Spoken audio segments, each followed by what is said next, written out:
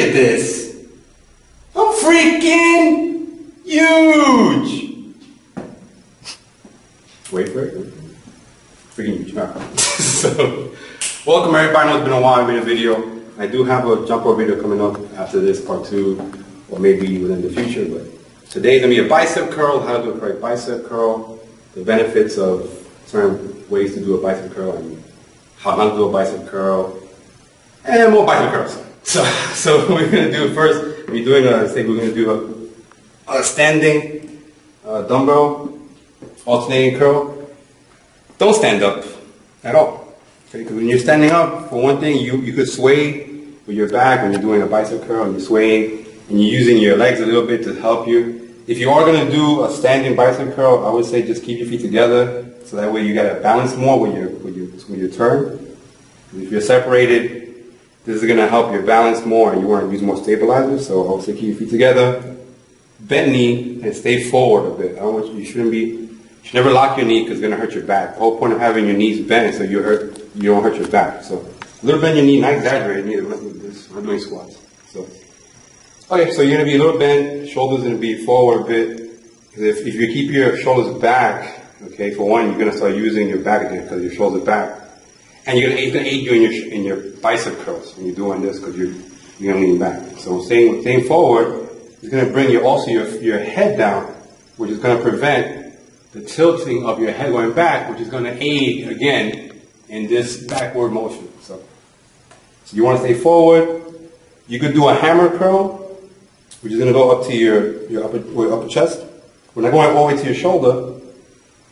Say mid to upper chest. You're going to hold it down slow, and the elbow is going to be slightly going back behind. We're not going to be in front because you're working you can see my delts were being used. You're going to be slightly back, and you're going to curl, hold it, come down slow, and you do the same thing for the other side, obviously. But I'm just showing you the left side because we're the left side. So, but I always recommend doing a seated bicep curl because this way you take away your legs and all the other muscles to help you in the bicep curl. So, doing a seated seated bicep curl, you're not going to be on the back of the bench or the chair or anything. You're going to be forward again, elbows back. You could do a regular bicep curl, keep the elbows back, holding it, squeeze it, keep the peak and tight it, come down. Other side. You want to try to avoid this because your elbows are going way too in front, and it takes away the bicep, and it's actually putting more stress on your shoulders. So you want to keep the elbows close to your back, if not behind, just to really get a good peak contraction. As you can see right here, it's really peak. And if you could, turn your wrist out a little bit, and you get a better peak. As you can see, if I bring my arm down, you see the bicep elongating? Turn my wrist out, the bicep peak comes up. That is for the seated bicep. So you can do a hammer, same thing. You could do, singles, doubles. I can do singles first and focus on it without tilt. I'm not tilting either. I'm not doing this.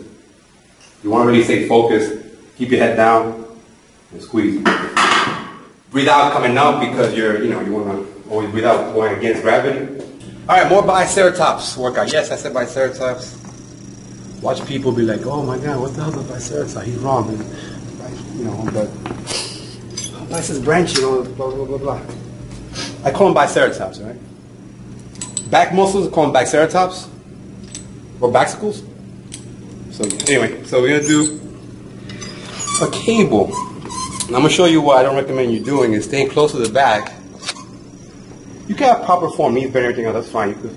But you shouldn't be really close to the machine at all. You should actually be away from the machine.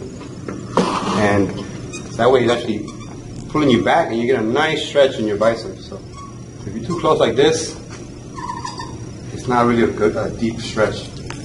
So I recommend you going that way, and that way your elbows are back and you get a better form and a peak contraction coming up. If not, you'd be like this, which is not good. You want that nice stretch, the elongate. The nice stretch, elbows close to your sides, squeeze, and the higher that you go without lifting the elbow going forward.